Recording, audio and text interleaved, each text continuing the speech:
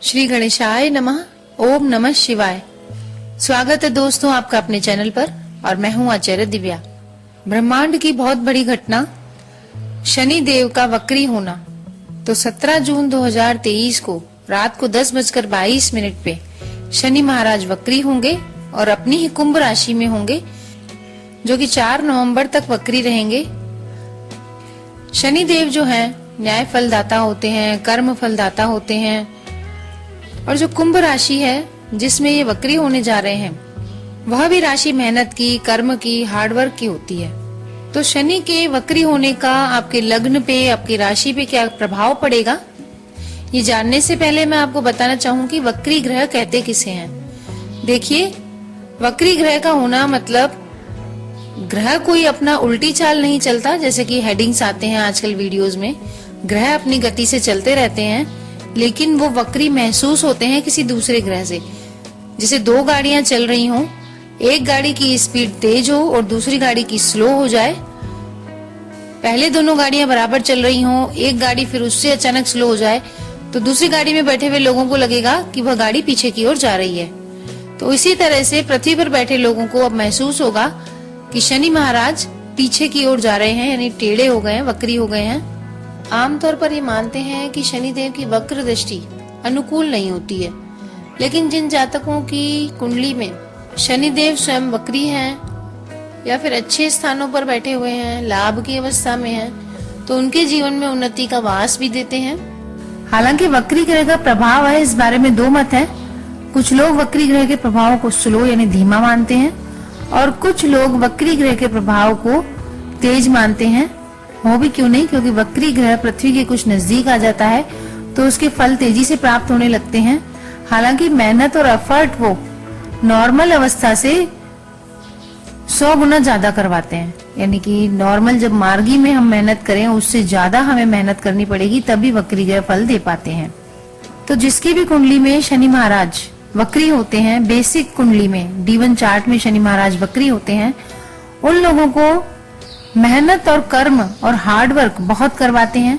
और उन लोगों की ये आदत भी होती है, किसी भी चीज को वो अपने कर्म पर प्राप्त करते हैं और उनका दिमाग एक साथ 2-3 कामों में चलता है। अगर आपकी कुंडली में भी शनिदेव वक्री हैं तो आप महसूस करिएगा आपका एक साथ 3-4 कामों में इन्वॉल्वमेंट होगा। काम एक करते रहते हैं, दूसरा अपने दिमाग में चलता रहता है और बेजोड़ मेहनत कराते हैं शनिदेव जो वक्री होते हैं। शनिदेव का प्रभाव जो होता है व्यक्ति के जीवन में बड़े बड़े बदलाव लाने में सक्षम होता है, क्योंकि शनिदेव एक धीमे यानी मंद गति से चलने वाले ग्रह होते हैं। लगभग 2.5 वर्ष तक एक ही राशि में रहते हैं, ढैया का निर्माण भी करते हैं। शनि का प्रभाव अच्छा है या बुरा है वो व्यक्ति के कर्मों पर निर्धारित होता है। न्याय फलदाता इसलिए इनको कहते हैं, कर्म फलदाता इनको कहते हैं। व्यक्ति को अपने कर्मों के अनुसार शुभ फल देते हैं ये। हालांकि व्यक्ति को सीख देने के लिए काफी कठोर भी हो सकते हैं, लेकिन फिर भी उसको आहत करने का प्रयास नहीं करते। जिसे कहते हैं ना, उसे परीक्षा ले लेकर इतना तपाकर सोना बना देते हैं कि वह व्यक्ति अपने जीवन में काफी ठोकर खाकर मजबूत हो जाता है। और शनिदेव जहाँ बैठते हैं वहां से 3रे भाव, 7वें भाव, 10वें भाव को पूर्ण दृष्टि से देखते हैं। शनिदेव मेष राशि में नीच अवस्था में और तुला राशि में उच्च अवस्था में होते हैं। तो ऐसे शनि महाराज जो कि कर्मों का हमें फल देते हैं, ये अपनी ही कुंभ राशि में वक्री होने जा रहे हैं 17 जून को। तो आपकी लग्न राशि पर क्या प्रभाव पड़ेगा? कुंभ राशि वालों, शनि महाराज आपके लग्न में वक्री हो रहे हैं, यानी आपकी ही कुंभ राशि में वक्री हो रहे हैं, तो वक्रत्व का आप पर बहुत प्रभाव पड़ेगा। आपकी राशि के स्वामी भी हैं शनि महाराज। तो आने वाले 140 दिन आपको अपनी हेल्थ के प्रति बहुत सावधानी रखनी पड़ेगी। मानसिक रूप से भी आपको थोड़ी बहुत तनाव दे सकते हैं ये। और अगर आपकी पहले से कोई हेल्थ संबंधी प्रॉब्लम चल रही है तो आपको बहुत ही सोच समझ के अपना खान पान, अपनी डाइट और अपनी दवाइयों का ध्यान रखना चाहिए। नसों की कोई प्रॉब्लम है, कमर में कोई दर्द है, या फिर ओवर थिंकिंग, जैसे आप सोच रहे थे, नेगेटिव विचार आपको दूर रखने चाहिए ऐसे में। दूसरी बात यह है कि शनिदेव जब वक्री हो रहे हैं आपके लग्न में, तो इनकी जो दृष्टियां हैं आपके 3रे भाव यानी पराक्रम भाव पर पड़ रही हैं, आपके 7म भाव यानी विवाह भाव, जीवन साथी के भाव पर पड़ रही हैं, और आपके कार्य क्षेत्र पर।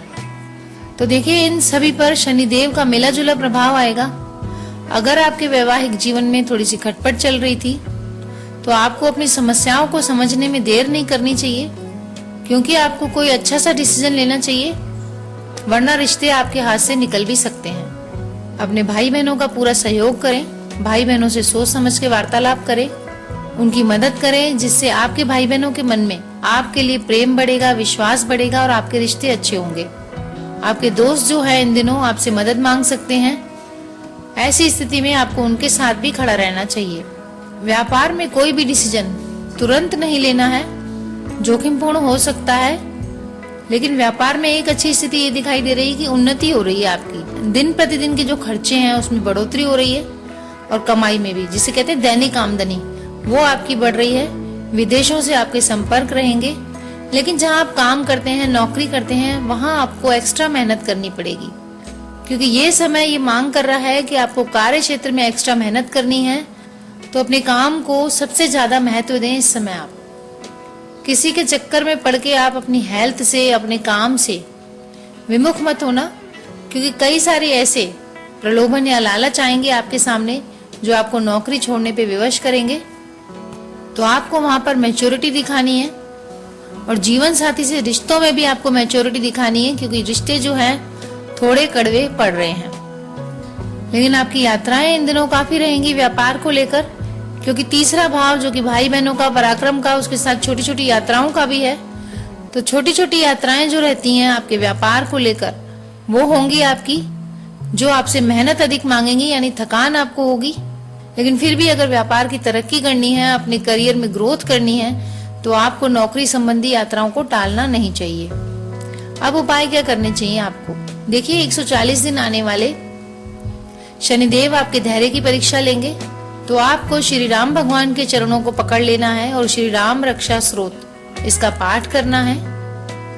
हर गुरुवार को करें, हर शनिवार को करें तो अति उत्तम है। इसके बाद शनिवार के दिन पीपल के पेड़ पर काले तिल मिलाकर जल चढ़ाइए। भोलेनाथ के मंदिर में जाकर रुद्र अभिषेक करिए। तो शिव जी की और हनुमान जी की आराधना करने से आपके ऊपर जो शनिदेव का वक्रत्व का बुरा प्रभाव पड़ रहा है वो खत्म हो जाएगा। वीडियो अगर पसंद आई है तो कमेंट में लिखिए जय शनिदेव। ऐसे ही और जानकारी पूर्ण वीडियो में फिर से मिलेंगे। तब तक नमस्कार दोस्तों।